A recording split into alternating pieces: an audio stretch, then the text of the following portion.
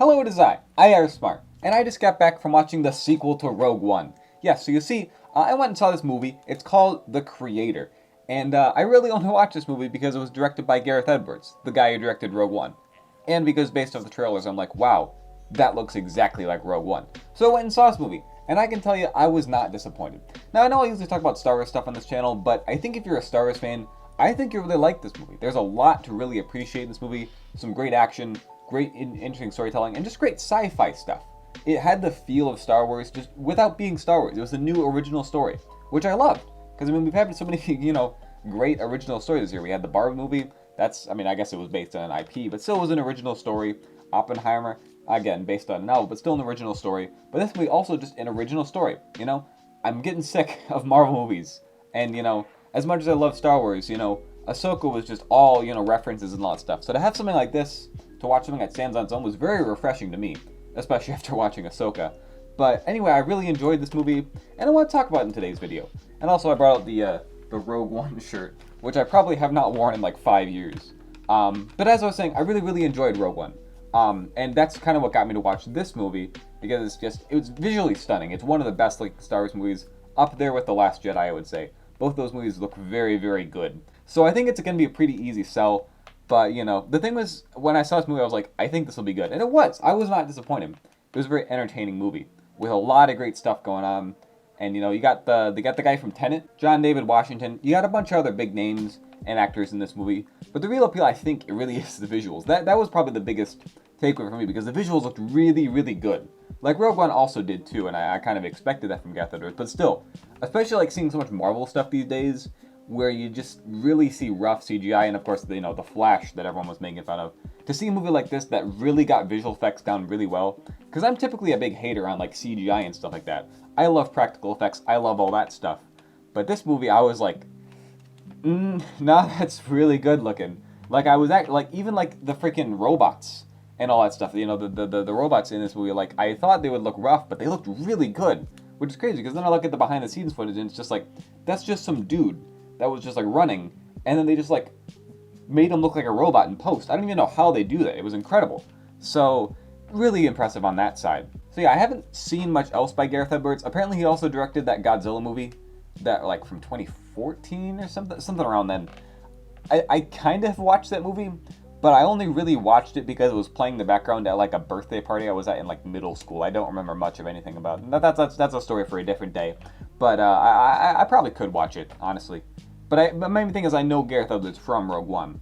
And like I already said, I really liked Rogue One, really stood out to me. So that was really the thing that sold me for this movie. But I really think that it does stand on its own, this movie. It's very good. It's very good. Not the greatest movie of all time. I'm not going to try and tell you it's some huge masterpiece or something. But it's definitely one of the better movies that I've seen this year, personally. So pretty much what you're going to go into it, this movie, it's futuristic. There's AI, that's the main plot of this. You kind of get that from the trailer. There's AI, and it's humans versus AI. They're fighting each other. And you got sci-fi war stuff. The movie is very fast-paced. I almost feel like it was almost a problem at points, because as soon as I wrapped my head around it, we were already moving on to the next thing. Which is also something I noticed in Rogue One. That movie also moves very quickly. But I think it worked in the movie's favor more so than it detracted. There are a couple parts where it was an emotional scene that I think they should have slowed down a bit more.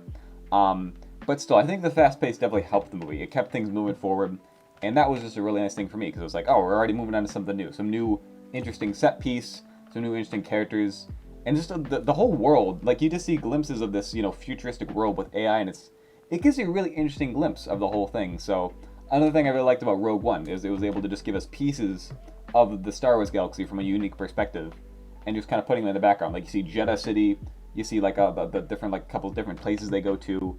I really like that, and this movie has that kind of same feel, if that makes sense. Also, kind of like Star Wars, there's a big death machine in the sky that's just floating around and can just target places and be all right, there, we're gonna nuke that place, and then poof, it's awesome.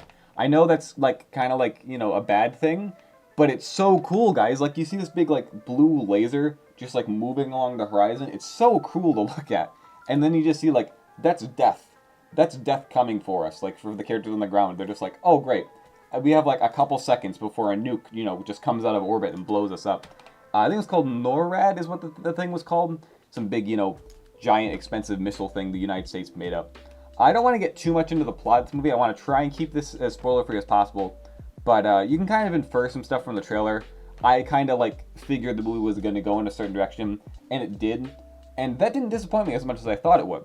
I kind of figured where the movie was going to go, but it still was a satisfying, the way they did it. It wasn't just like it wasn't really cliche, if that makes sense. Am I describing this in a way that makes sense? I don't know, guys. I don't review movies for a living. I just do it for fun. So I guess there's a couple spoilery things I do want to talk about, because there's some really great stuff in this movie. So if you do want to go watch this movie, I highly recommend you go see it. It's really good. I give it 2 thumbs up. I don't know how else to tell you. It's a good movie, and if you're interested, I say go watch it. I don't think you'll be disappointed. It's a very entertaining movie.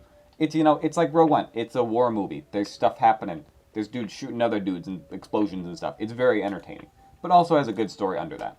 But I will talk about some more spoiler stuff. So the movie does what I thought it would do, which is, it's kind of like, oh, it's the humans that were the bad guys all along. The AI wasn't the bad guy, even though we thought they were. So I kind of saw it coming, but it still was, it was interesting. The movie did interesting stuff with it. And, you got the kid and the relationship with Josh, our main character, and their thing was nice. I wish, because they had a nice goodbye and stuff. It was all emotional and stuff. But also, again, that whole fast-paced thing. I feel like I didn't emotionally connect with the characters as much just because of how fast the movie was moving. And this movie was like 2 hours. It flew by. It really did. Like, I thought that I was going to be sitting here for a while, but the movie moves very fast. So, it's already 2 hours. Like, oh, the movie's done already? What the heck? So, I don't know. There's that. And then, just some other stuff that I think they could have tied up a bit better. But honestly, though, I was rooting for the humans the whole time. That's probably bad, but like, they're robots, dude. They don't have emotions. They're just programming, all right? They're all like the movie's trying to make me think like, oh, AI has emotions and feelings. Dude, the notion that a machine could be granted free will is not only offensive, but horribly dangerous. Anyway, props to anyone who gets that reference. But seriously though, like, screw the AI. I'm rooting for the humans. Like, they're robots that want to pretend to be humans, all right? We can't have that, huh? Get them out of here. Destroy all robots, all right? Obliterate robots from the sky using NORAD, all right? I was rooting for humanity the whole time, all right? Like, oh, they have feelings. No, they don't. They're pretending to have feelings, huh? Think about that. They just want you to think that they're human. They're not. They're not a real human. They're just programmed to think that they are, all right? Anyway, but seriously, though, I did find the whole dynamic in the movie interesting. And also just the topic of AI is something I'm always interested in, especially these days. Which is kind of interesting, because, you got this whole thing these days. We got the writer's strike that's just wrapping up, and a big thing with that was, AI and writing. And I don't think they used AI to write this movie. I don't think they could have done that. But it is interesting to see a kind of a different perspective, where AI seems like the bad guy, but, maybe AI isn't as bad. So, I don't know.